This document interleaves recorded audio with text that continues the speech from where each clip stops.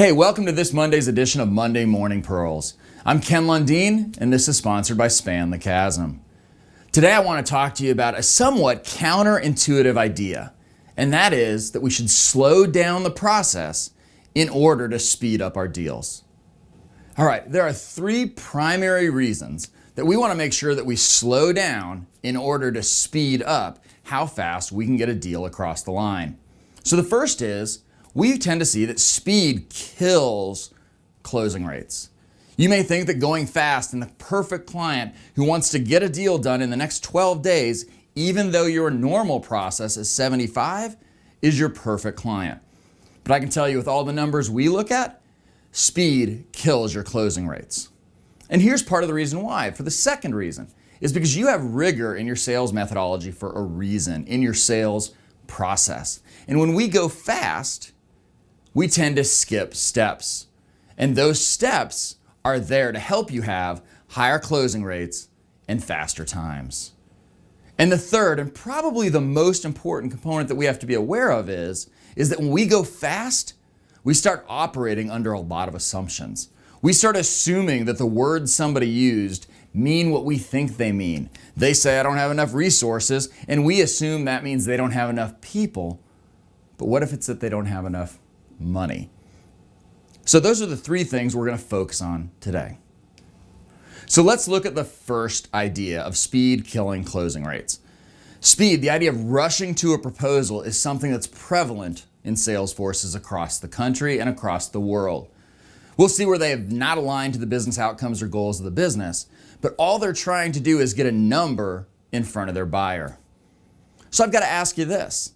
If somebody gave you a $150,000 budget, told you that was the cost, but didn't tell you what the product or service was, or what the intended outcome was, or how it would impact you, how would you gauge whether or not the $150,000 was a good spend?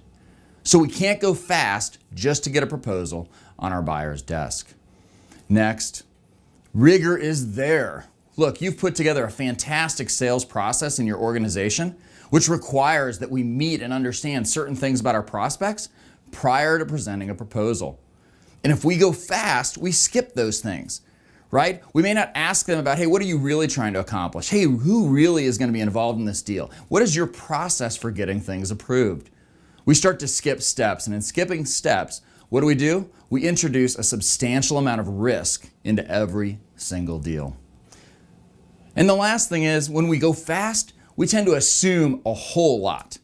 We start thinking that we know what our client's thinking just because we've had 125 of these conversations in the last 6 months. But I've got to ask you a question. Would you rather have influence or be right? Because in that environment, when you're just assuming you're right, you may give up all of your influence. And here at Span the Chasm, we say you're only one question away from knowing the answer to anything you want to know. So slow down to speed up how fast you can get your deals done. Now focus on those three concepts that we've just discussed. One, know that speeding up actually will kill or lower your closing rate. Two, understand and appreciate why you've put rigor and sales methodology in place. You've done that because it's actually been proven to help you close more deals.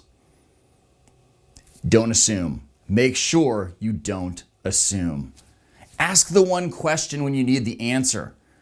We always talk to reps and VPs and managers, and I ask a simple question. I say, do you know that?